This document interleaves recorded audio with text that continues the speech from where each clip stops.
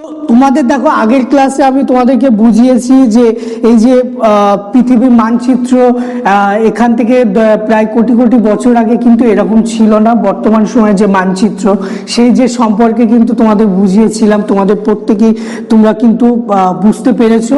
তো এই যে আমি তোমাদেরকে বলেছিলাম যে আমাদের 7টি মহাদেশ এবং 5টি মহাসাগর, তো আজকে সেই যে 7টি মহাদেশ এবং 5টি মহাসাগর সম্পর্কে তোমাদের আজকে আলোচনা করে বোঝাবো। উত্তর আমেরিকা কি বলছে যে তৃতীয় বৃহত্তম মহাদেশ, প্রধান পর্বতশ্রেণী কি বলছে রকি, প্রধান নদী মিসিসিপি, মিসৌরি।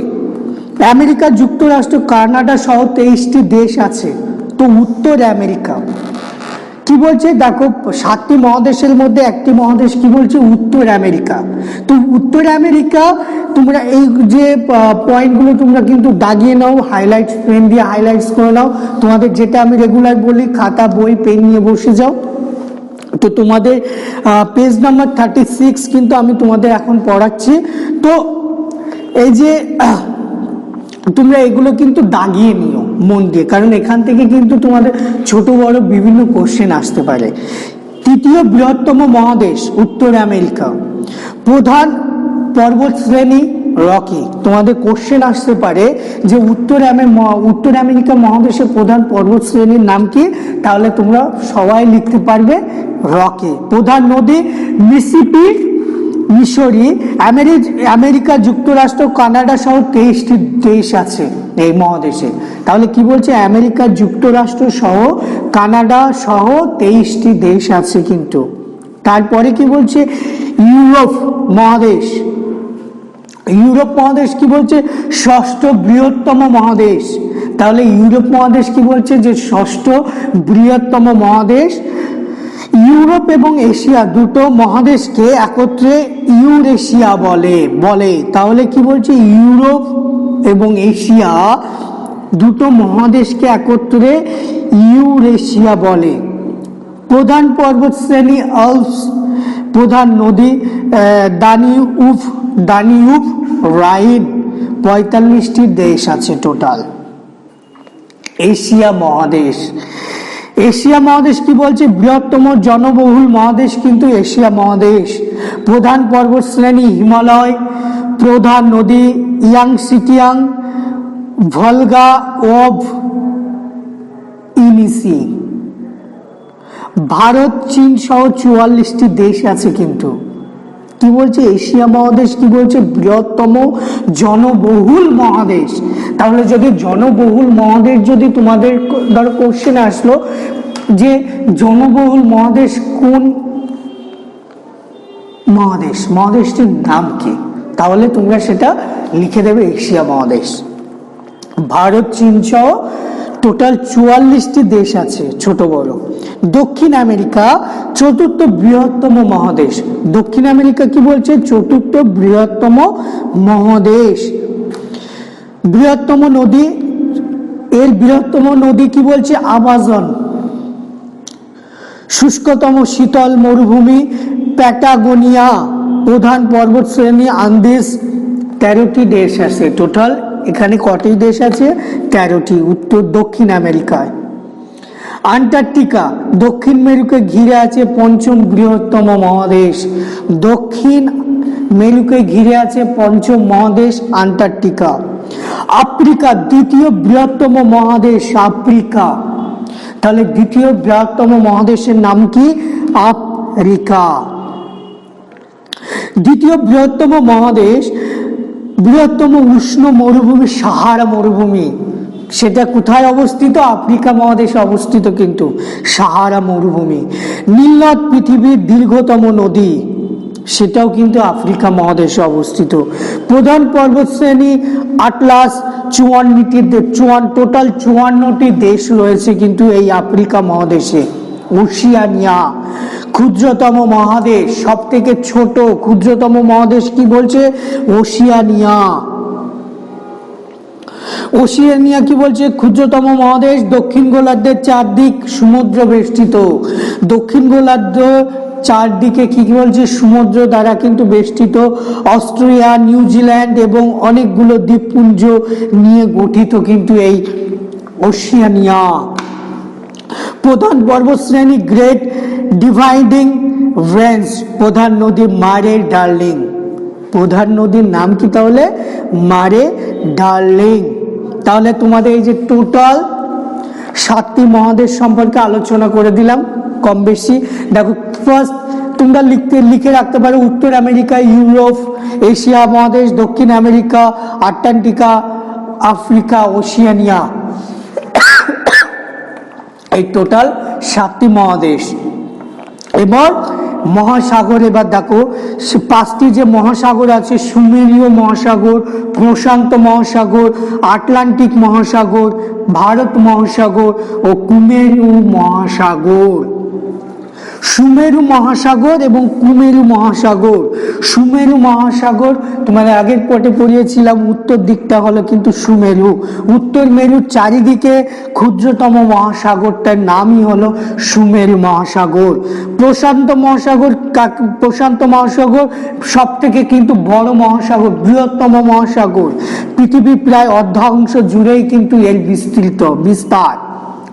তাহলে দেখো প্রশান্ত মহাসাগর কিন্তু পৃথিবীর সব থেকে বড় মহাসাগর, যেটা পৃথিবীর অর্ধেক স্থান জুড়েই কিন্তু বিস্তৃত। আটলান্টিক মহাসাগর দ্বিতীয় বৃহত্তম মহাসাগর। পশ্চিমে উত্তর ও দক্ষিণ আমেরিকা এবং পূর্বে ইউরোপ ও আফ্রিকার মাঝখানে কিন্তু অবস্থিত এই আটলান্টিক মহাসাগর। এটা কিন্তু দ্বিতীয় বৃহত্তম মহাসাগর। ভারত মহাসাগর তৃতীয় বৃহত্তম মহাসাগর হলো কি? ভারত মহাসাগর কিন্তু তৃতীয় বৃহত্তম মহাসাগর। কুমেরু মহাসাগর প্রশান্ত, আটলান্টিক এবং ভারত মহাসাগরের দক্ষিণ প্রান্তে এই নামে পরিচিত। কি বলছে? প্রশান্ত, আটলান্টিক এবং ভারত মহাসাগরের দক্ষিণ প্রান্তে এই নামে পরিচিত কুমেরু মহাসাগর। বিশেষ বৈশিষ্ট্য, তোমরা নেক্সট পেজে চলে যাও।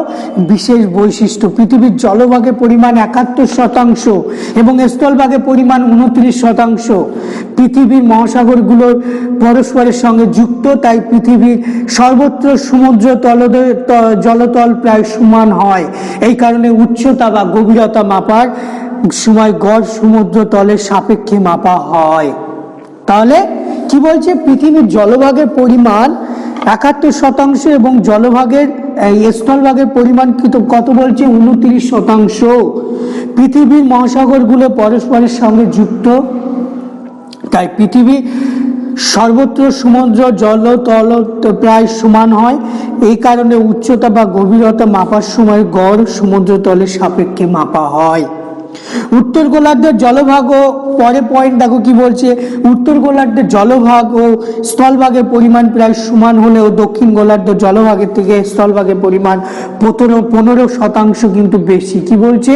উত্তর গোলার্ধের জল এবং স্থলভাগ পরিমাণ প্রায় সমান এবং দক্ষিণ গোলার্ধের স্থলভাগের থেকে জলভাগের পরিমাণ কিন্তু বেশি। আমাদের এখানে দক্ষিণের দিকে যদি বেড়াতে যাওয়া যায় তাহলে দেখবে দক্ষিণ দিকে নদ নদীর পরিমাণ কিন্তু বেশি। উত্তরে যত যাওয়া হয় তত কিন্তু স্থলভাগের পরিমাণ কিন্তু বেশি। তারপরে দেখো কি বলছে? মানচিত্র ভালো করে লক্ষ্য করে দেখবে সুমেরু মহাসাগরে ঘিরে রয়েছে বিস্তৃত স্থলভাগ, এশিয়া, ইউরোপ, উত্তর আমেরিকা। বিপরীত দিকে দক্ষিণ মেরু মহাদেশের চারিদিকে প্রশান্ত মহাসাগর, আটলান্টিক মহাসাগর, ভারত মহাসাগর বিস্তৃত জলভাগ কিন্তু রয়েছে। আমি তোমাদের বললাম যে উত্তর দিক থেকে আমরা যত দক্ষিণ দিকে চলে আসবো দেখবে জলভাগের পরিমাণ কিন্তু ততই কিন্তু বেড়ে যাবে। ওকে, দেখো তারপরে কি বলছে? জল, স্থল, বাতাস।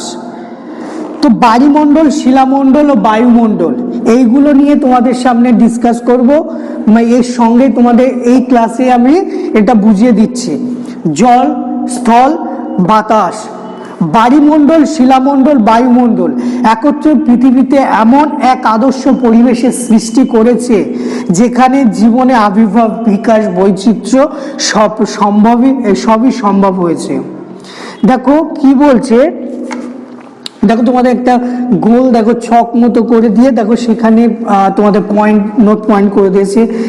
জানো কি? জল, বাতাস, সূর্যের আলো এগুলো হলো পরিবেশের জড় উপাদান। আর উদ্ভিদ প্রাণী সহ সমস্ত জীবজগৎ হলো সজীব উপাদান। জীব ধারণের জন্য প্রয়োজনীয় জল, বাতাস, আলো, উত্তাপ, খাদ্য, বাসস্থান সর্বত্র এই বায়ুমণ্ডল শিলামণ্ডল থেকে পাওয়া যায়। তাই উদ্ভিদ প্রাণী সহ সমগ্র জীবজগৎ পরিবেশের জড় উপাদানের উপর সম্পূর্ণ নির্ভরশীল। প্রাকৃতিক পরিবেশে কোনো ক্ষতি হলে সমগ্র জীবজগতের কিন্তু ক্ষতি হয়। অ্যাকচুয়ালি এটাই তোমাদের বোঝাতে চাইছে যে আমরা কিন্তু প্রত্যেকে একে অপরে কিন্তু কি বলছে যে না, আমরা একে অপরের উপর নির্ভরশীল, কিন্তু আমরা জ্বরের উপর কিন্তু নির্ভরশীল। দেখো উদ্ভিদের উপর কিন্তু আমরা নির্ভরশীল, কারণ কি কেন না আমরা উদ্ভিদ খাদ্য তৈরি করে, সেই খাদ্যের উপরে কিন্তু আমরা নির্ভরশীল। জল, স্থল, বাতাস ছড়িয়ে থাকা প্রায় 35,000 প্রজাতির উদ্ভিদ। তাহলে কত প্রকার উদ্ভিদ পাওয়া যায়? প্রায় 35,000 প্রকার কিন্তু উদ্ভিদ পাওয়া যায় এবং 110 লক্ষ প্রজাতির প্রাণী নিয়ে তৈরি হয়েছে পৃথিবীর জীবমণ্ডল। তাহলে তোমাদের যদি কোশ্চেন আসে যে জীবমণ্ডলে উদ্ভিদের মানে প্রজাতির সংখ্যা কতটা আছে, তাহলে তোমরা অবশ্যই লিখতে পারবে প্রায় 35,000। আর বিভিন্ন প্রাণীর প্রজাতির সংখ্যা কত বলছে? 110 লক্ষ প্রজাতির প্রাণী নিয়ে তৈরি কিন্তু এই পৃথিবী। 110 লক্ষ প্রজাতি, মানে বুঝতে পারছো, মানে আমাদের ধারণার বাইরে। আমরা কত প্রজাতির প্রাণী দেখেছি? আমরা খুবই যৎসামান্য দেখেছি, দুই একটা পাখি দেখেছি, কেন্ন দেখেছি, তারপরে কেঁচো দেখেছি, শামুক দেখেছি, এইগুলো কিন্তু আমরা দেখেছি যেগুলো আমরা সাধারণত দেখতে পাই। তাহলে বুঝতে পারছো 110 লক্ষ প্রজাতির প্রাণী কিন্তু এই পৃথিবীতে বাস করছে। আমরা কত প্রজাতির উদ্ভিদ দেখেছি আমাদের চারপাশে? খুবই যৎসামান্য, অল্প কিছু প্রজাতি কিন্তু উদ্ভিদ দেখতে পাই। তাহলে দেখো পৃথিবীতে কত প্রকার প্রজাতির উদ্ভিদের কথা বলা হচ্ছে, প্রায় কিন্তু 35,000 প্রজাতি কিন্তু উদ্ভিদ আছে। তোমাদের পরে যে অংশটা আছে পরিবেশ ও মানুষ। তো মানুষ জীবমণ্ডলে একটা অংশ মাত্র, অথচ মানুষের কিছু কাজকর্ম পরিবেশের ভারসাম্য কিন্তু নষ্ট করে দিচ্ছে। কেন আমি তোমাদের সাপোজ একটু আলোচনা করি যে আমরা এই যে আমাদের সুবিধার্থে বিভিন্ন বন জঙ্গল তৈরি করে বড় বড় শহর গড়ে উঠছে, তারপরে কলকারখানা গড়ে উঠছে। কলকারখানার থেকে যে বর্জিত মানে পদার্থ সেগুলো কিন্তু আমাদের নদীর জলে মিশছে, যার ফলে কিন্তু একটা বাস্তুতন্ত্র নষ্ট হচ্ছে, প্রাকৃতিক ভারসাম্য কিন্তু নষ্ট হচ্ছে, যার ফলে কিন্তু দিন দিন দেখো পৃথিবীতে কিন্তু তাপমাত্রার পরিমাণও কিন্তু বেড়ে চলেছে। তার একটাই কারণ এই যে আমাদের যে প্রাকৃতিক ভারসাম্য সেটা কিন্তু আমরা নিজেরাই কিন্তু নষ্ট করছি। দেখো তোমাদের কি বলছে, জনসংখ্যা বৃদ্ধি, বন জঙ্গল ধ্বংস করে শিল্প স্থাপন, কৃষিকাজ, বসতি নির্মাণ, প্রচুর পরিমাণে খনিজ তেল, কয়লা, কাঠ পোড়ানো, এসবের ফলে জল, মাটি, বাতাস সবই দূষিত হচ্ছে। দেখো আমি তোমাদেরকে যেটা এমনি বললাম, সাপোজ সেই পয়েন্টগুলো দেখো কিভাবে তুলে দিয়েছে তোমাদের সামনে, যে এই যে আমরা যে কাজগুলো করছি তার ফলে কি হচ্ছে, আমাদের মেন দেখো যে তিনটে জিনিস, জল, মাটি, বাতাস, তিনটেই কিন্তু দূষিত হচ্ছে। যদি জলে দেখো জল যদি দূষিত হয় তাহলে সেই জল আমাদের খাওয়ার আর উপযোগী থাকবে না। মাটিতে যদি বর্জ্য পদার্থ মিশে যায় মাটির ভারসাম্য কিন্তু নষ্ট হয়ে যাবে, খরা হবে, ভূমিকম্প হবে। আর এই যে বাতাসে যদি অক্সিজেনের পরিমাণ কমে গিয়ে যদি কার্বন ডাইঅক্সাইডের পরিমাণ বেড়ে যায় তাহলে তো আর কিছু বলারই নেই, আমাদের কিন্তু শ্বাস প্রশ্বাসের ক্ষেত্রে কিন্তু অসুবিধা হবে। তারপরে পয়েন্ট কি বলছে দেখো, যানবাহন ও শিল্প কারখানা থেকে বিষাক্ত গ্যাস বাতাসে মিশছে। এই গ্যাসগুলো পৃথিবীর চারিদিকে এমন এক আবরণ তৈরি করে যাতে পৃথিবী থেকে ফিরে যাওয়া তাপ আটকে পড়ছে, দিনের পর দিন এই তাপ পৃথিবীর উষ্ণতাকে বাড়িয়ে দিচ্ছে, একে বিশ্বায়ন বলে, বিশ্ব উন্নয়ন বিশ্বায়ন বলা হয়। তাহলে বিশ্বায়ন কাকে বলে? দিনের পর দিন যে এই যে দেখো কি বলছে, এই যে গ্যাসগুলো পৃথিবীর চারিদিকে কি করছে, এমন একটা আবরণের সৃষ্টি করছে, মানে সূর্য থেকে আসা যে আলোক রশ্মি পুনরায় আবার ফিরে যেতে পারছে না, এই যে আবরণে বাধা পড়ে যাচ্ছে, পড়ে যাওয়ার ফলে দিন দিন কি হচ্ছে, পৃথিবীর তাপমাত্রা কিন্তু পরিমাণ কিন্তু বৃদ্ধি পাচ্ছে, যার বৃদ্ধি বাড়িয়ে দিচ্ছে। এই যে প্রক্রিয়াকে এটাকে বিশ্বায়ন বলা হয়। ফলে মেরুর বরফ গলে গিয়ে সমুদ্রের জল এবং উচ্চতা বেড়ে চলেছে। অবশ্যই আমাদের যে উত্তর মেরুর দিকে যে পাহাড় পর্বতে যে বরফ জমে আছে ঠান্ডার ফলে, সেখানে কি হবে, যে তাপমাত্রার পরিমাণ যদি বৃদ্ধি পায় তাহলে নিশ্চয়ই সেই বরফ গলা শুরু করবে। বরফ গলা শুরু করলে কি হবে, জলের পরিমাণ কিন্তু বৃদ্ধি পাচ্ছে, দিন দিন জলের উচ্চতা কিন্তু বেড়ে চলেছে। বিশ্বায়নের ফলে প্রবল বন্যা, দেখো এর ফলে কি হবে, বিশ্বায়নের ফলে উষ্ণায়নের ফলে প্রবল বন্যা, তীব্র খরা, বিধ্বংসী ঝড়, মরুভূমি প্রসার, তাপপ্রবাহ, এমনকি শস্য হানি থেকে ক্ষুদ্র দুর্ভিক্ষ, মহামারী পর্যন্ত কিন্তু হতে পারে। এই যে তাপমাত্রা বাড়ছে, তার ফলে কি হবে, জলের পরিমাণ বেড়ে যাবে। জলের পরিমাণ যদি বেড়ে গিয়ে যদি বন্যা হয় তাহলে চাষের জমি প্রচুর ক্ষয়ক্ষতি হবে, প্লাবিত হয়ে যাবে, সেখানে দুর্ভিক্ষ দেখা দেবে। আর দেখো যদি তাপমাত্রার পরিমাণ বেড়ে যায় তাহলে জলের পরিমাণ কমে যাবে কিছু কিছু জায়গায়, যেখানে কি হবে, চাষবাসের জলের সেচের অভাবে কি হবে, যে চাষবাসী কিন্তু খরা দেখা দেবে। তাই কি বলছে, ফ্রিজ, এসি, বেশ কিছু রাসায়নিক দ্রব্য থেকে ক্ষতিকর গ্যাস বায়ুমণ্ডলে ওজোন স্তরে পৌঁছে আমাদের এই রক্ষা কবচকে নষ্ট করে দিচ্ছে। রক্ষা কবচ বলতে কি, ওজোন গ্যাস কি করছে, যে সূর্য থেকে আসা যে অতি বেগুনি রশ্মি সেটা কিন্তু পৃথিবীতে আসতে দেয় না, তার দ্বারা বাধাপ্রাপ্ত হয়ে সেটা কিন্তু পুনরায় ফিরে যাচ্ছে। তো সেই ওজোন গ্যাসটাই যদি নষ্ট হয়ে যায় তাহলে ডিরেক্টলি কিন্তু কি বলছে না, সূর্যের রশ্মি কিন্তু আমাদের পৃথিবীতে এসে পৌঁছবে, যার ফলে কি হবে, পৃথিবীর উত্তাপ কিন্তু বেড়ে যাবে। সূর্যের যে অতি বেগুনি রশ্মি তার ফলে কিন্তু মানুষের শরীরে ক্ষতি হবে। ধীরে ধীরে জলবায়ু এইভাবে পাল্টে যাচ্ছে যে বহু উদ্ভিদ বা প্রাণী প্রজাতি একেবারে বিলুপ্ত হয়ে যাচ্ছে। প্রাকৃতিক এই অবক্ষয় আটকাতে এখনই কোনো কার্যকারী ব্যবস্থা না নিলে শেষ পর্যন্ত মানুষের উপর কিন্তু চরম সংকট নেমে আসবে। এইভাবে যদি দিনের পর দিন চলতে থাকে তাহলে কিন্তু এই যে মনুষ্যকুল বা মানব জাতি বা উদ্ভিদ জগৎ পুরোটাই কিন্তু ধ্বংসে পরিণত হয়ে কিন্তু মরুভূমির সৃষ্টি হয়ে যাবে। ছোট্ট জীবজগৎ, প্রকৃতি, প্রতিটি উদ্ভিদ প্রাণী যেমন পরস্পর এর উপর নির্ভরশীল, তেমনি সমগ্র জীবজগৎ পরিবেশের উপর কিন্তু নির্ভরশীল। এই ব্যাপারটা বুঝতে গেলে বানিয়ে ফেলতে হবে তোমরা ছোট্ট জীবজগৎ একটা বড় কাছে বা স্বচ্ছ প্লাস্টিকের ঢাকনা নাও, এটা পাত্রটা নিয়ে তোমরা বাড়িতে পরীক্ষা করতে পারো। এই যে জিনিসটা যেভাবে বলা আছে তোমরা কিন্তু এটা করে দেখতে পারো যে ফলটা কি হয়। তো আশা করি তোমরা স্থল, জল, বাতাস এই যে চ্যাপ্টারটা তো তোমরা প্রত্যেকেই আশা করি বুঝতে পেরেছো। আমি তোমাদের যেভাবে বুঝিয়ে দিয়েছি অবশ্যই তোমরা বুঝতে পারবে। আর তোমাদের যদি কোথাও কোনো প্রবলেম থাকে অবভিয়াসলি তোমরা কমেন্ট করে জানাবে, আমি তোমাদের অ্যান্সার সঙ্গে সঙ্গে তোমাদের দিয়ে দেবো।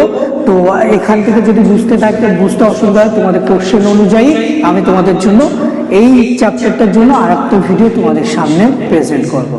So by.